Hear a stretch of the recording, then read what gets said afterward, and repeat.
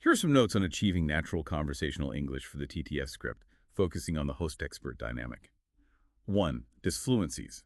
These are crucial for realism but should be used thoughtfully, especially given the speakers are knowledgeable. Fillers. Use sparingly, perhaps when retrieving specific details or transitioning thoughts. Example, host speaker. So the first piece of news actually came from Newfoundland.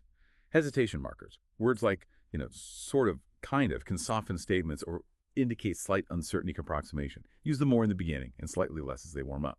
Example, expert speaker. Well, yeah, the polls were suggesting, a pretty different picture beforehand. Verbal tics. Occasional repeated fillers like right or so can add to naturalness if not overdone. Example, host speaker. They were feeling pretty optimistic, right? 2. Sentence structure and flow. Fragments and short sentences. Real speech isn't always grammatically perfect sentences. Break things down. Example, expert speaker. His focus. Affordability, cost of living, big themes. Restart self-corrections. Speakers often start a sentence, pause, and rephrase. Example, host speaker. He mentioned the polls, or rather his skepticism about the polls. Run-on sentences, controlled. Sometimes thoughts connect fluidly without clear breaks, linked by and, so, but. Example, expert speaker. And you see this cheer erupt so clearly that first win meant something. It was a tangible sign for them. 3. Interaction and overlap. This is key to making it sound like a dialogue, not just alternating monologues. Interruptions, mild. Quick interjections to agree, ask a clarifying question, or add a brief related point. Don't cut off long thoughts, but overlap slightly. Example, host speaker. Which was interesting because the liberals really focused on tariffs and should speak. Trump. He seemed to steer clear. Host speaker, exactly, steered clear. Back channeling affirmation, use right. Okay, exactly, to show active listening and agreement. Example, expert speaker. So the overall Atlantic picture was still leaning liberal at that point. Host speaker, right? Despite that one win, expert speaker. Exactly. 4. Vocabulary and tone. Contractions. Use its, don't, aren't there? That's universally. Colloquialisms. Use natural common phrases. Right out of the gate, paint a picture, zeroing in on enthusiasm, emphasis. The tone should vary. Allow for moments of more definite statements and others of slight reflection. Use vocal stress implicitly. That TTS will interpret based on context and punctuation. Example, host speaker. And that first seat was a conservative pickup, which is notable. 5. Pacing. Vary the pace. Some points might be delivered quickly, others more deliberately. Pauses, indicated by punctuation and flow, are natural. 5. Pacing. By incorporating these elements, the script should sound much less like a written text being read and more like a genuine informed conversation between two people. Remember to sprinkle these techniques throughout, perhaps slightly more heavily at the start, and easing off a little as the conversation finds its rhythm. 5. Pacing. English notes. Welcome to the deep dive. Great to be here. Today, we're really zeroing in on those very first moments of election night, as the results just started to come in. Yeah, that initial phase. It's always fascinating. We've got some on-the-ground reporting, giving us a feel for the atmosphere at a conservative supporters gathering in Ottawa. Okay, so right in the headquarters or similar spot? Seems like it, yeah. And our goal, really, is to understand the mood, the expectations within that specific group as those first numbers started hitting the board.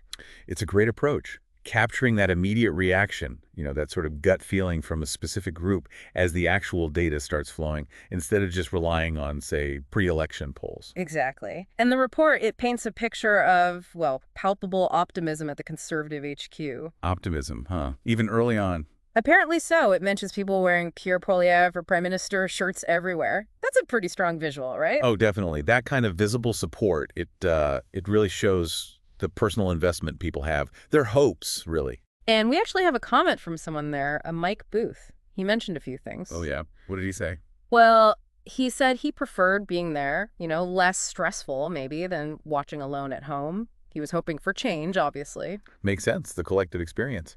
And he also expressed some skepticism about the polls being accurate. He thought maybe youth voter turnout could boost the Liberals, which is interesting. Right. Booth's comments there, they kind of touch on some classic election themes, don't they? Like the distrust some voters have for polls. Yeah, that's a big one. And also that perennial question mark over turnout, especially different demographics. Yeah. How will they actually vote? So it's interesting then to set that, that localized optimism against what the polls had been saying just before. What was the contrast? Well, nationally, and especially out east in Atlantic Canada, the polls were generally pointing towards a Liberal lead, a significant one in the Atlantic region, actually. Ah, okay. So a potential disconnect right from the start then, between the mood in that room and the broader predictions. Seems like it. Yeah, absolutely. And that immediately brings up the question, how does that kind of strong party enthusiasm in one place, Yeah. how does it line up, or maybe clash, with the bigger electoral map? And then, bam, the very first seat gets declared. Okay, the first official result, where was it? Long Range Mountains, Newfoundland. And it's a conservative win. Oh, wow.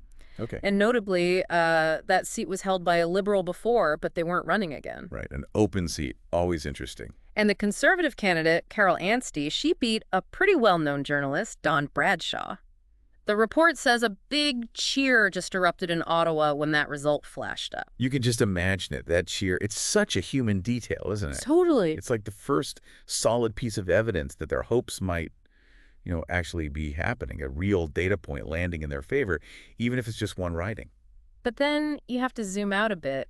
And when you look at the early results across all of Atlantic Canada, The bigger picture. it was a bit more mixed. I think the initial count mentioned was 6 seats called for the Conservatives, but 20 for the Liberals. Okay, so 20-6 Liberal early on in that region. Yeah. So while that first win definitely provided a jolt, some real excitement, the overall early trend there didn't really scream conservative wave or anything like that. Right, and that just underscores how complex Canadian elections are, doesn't it? You got these regional differences. Yeah. A single win, yeah, it's symbolically important, maybe gives momentum, but you've got to see it in the context of everything else happening regionally and eventually nationally. The report also briefly touched on Poilievre's campaign strategy itself. Ah, right. What did it highlight? The main focus, it said, was affordability, cost of living. Tough on crime policies, too. Those were the big ones. Okay, bread and butter issues mostly. Pretty much. And interestingly, he apparently avoided some topics the Liberals were hitting hard, like issues around the U.S. president, Trump, tariffs, that sort of thing. Yeah, that strategic focus, it likely shows where they thought they could connect best with voters, right? And maybe trying to sidestep issues where perhaps their own polling showed they might be weaker. Could be. And it does mention his rallies, right? Yeah. Aren't they pretty energetic? Oh, yeah. The report notes consistently large crowds, really enthusiastic all through his 36-day tour. So that message was clearly landing with some people quite strongly. Right. Big, energetic crowds. That suggests a motivated base, at the very least. So putting it all together for this initial snapshot, you've got this burst of hope, this optimism in the room, fueled by that first specific win in Newfoundland. But it's set against this backdrop of polls that predicted something else and broader early Atlantic results that leaned more liberal. It's quite a contrast right out of the gate. It really is. It just highlights how incredibly dynamic election night can be. You get these moments, intense emotion, little bits of data, Yeah. and they start to paint a picture. But the full story, the overall narrative, it's still very much up in the air at that point. Absolutely. It kind of makes you think, doesn't it?